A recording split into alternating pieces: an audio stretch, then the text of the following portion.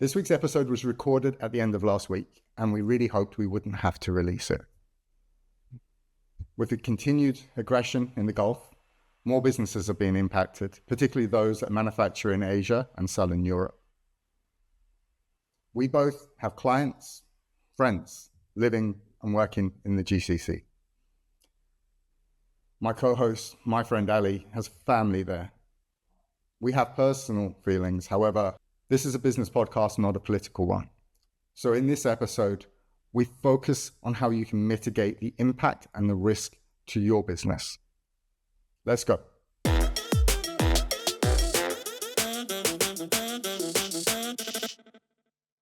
Okay, so supply chains are under pressure again. Again, just that time of year. Feels like that almost, really. So conflict in the Middle East. Looks like it will probably impact supply chains for any businesses that are transiting goods that are manufactured in Asia through to Europe. Yes. Not the first time this has happened. It's not. And I guess this is a chance for companies to review and assess how can we hedge ourselves against any risks in the space. It's happening consistently more and more often. Yeah, absolutely. The reason why I think this is important is because I went back to like the good old days of 2019, 2020, when I remember like when there was this virus that was kind of like coming up out of China and it was taking up bits of Asia and getting bigger and spreading.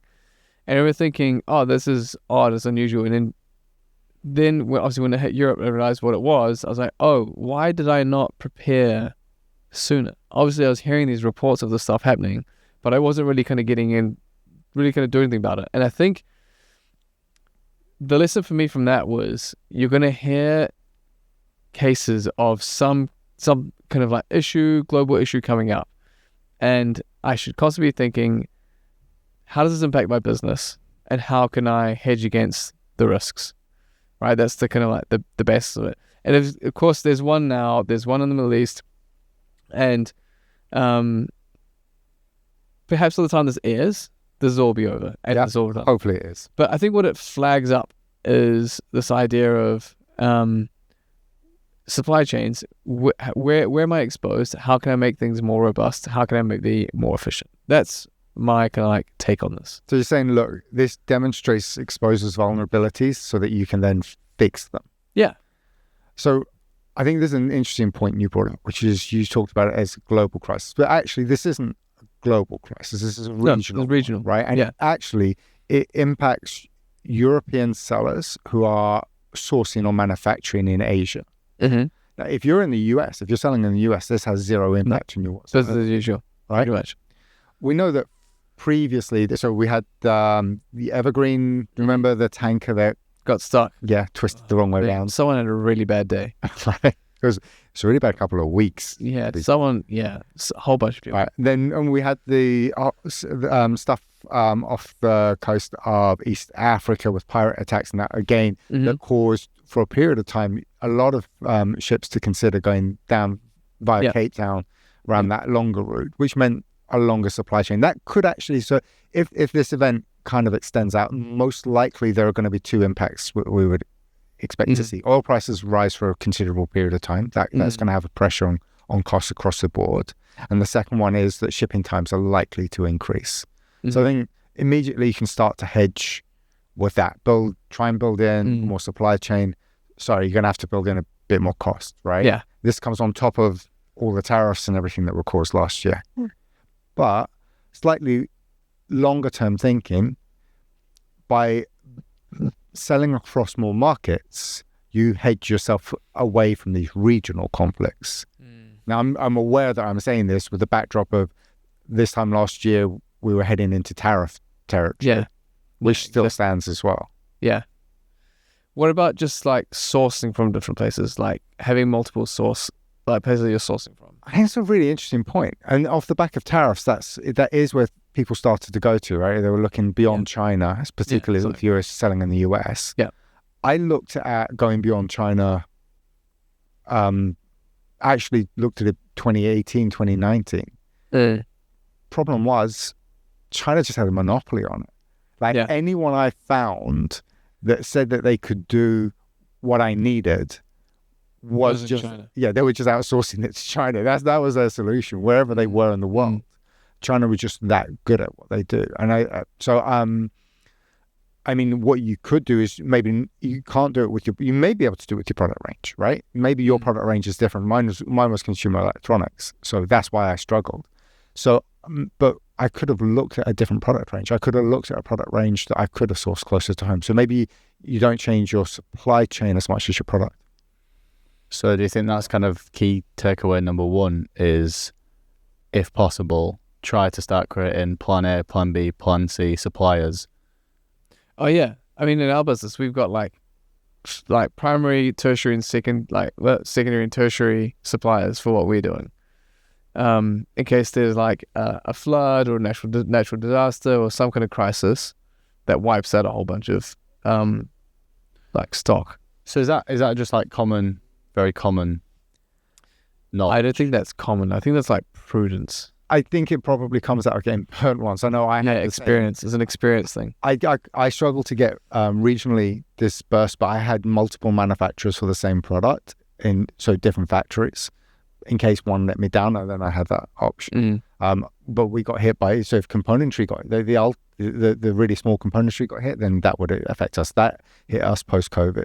But what would be smart is to build up a product range that relies on, that is sourced through different markets. It reminds me of the conversation we had with Dax, that whole licensing deal that he was talking about, this idea of diversifying your product portfolio. That's probably a really sensible hedge for a company. It's harder for smaller businesses to do because it means dealing with more regions, more manufacturers, more types of products. But probably given where everything is at the moment, it's worth considering. Is there anything that people are thinking right now in this current, regional crisis that either is already impacting their supply chain or potentially will impact their supply chain, which actually could be a misconception? Do you think anyone's panicking about the wrong things? Almost certainly, I would say people will panic about the wrong things because in general that happens, right? So you have to think through this logically. You have to look at a short, medium, and long-term plan. You can't just change everything overnight. The first things you can do is potentially plan extra time into your shipments. That may be a necessary thing to do. Yeah. You have to be really careful not to overreact, right? Because if you put too much money into one area, you're stuck on that decision. So I think you have to be really careful not to knee-jerk react in this situation. What signs should people be looking for?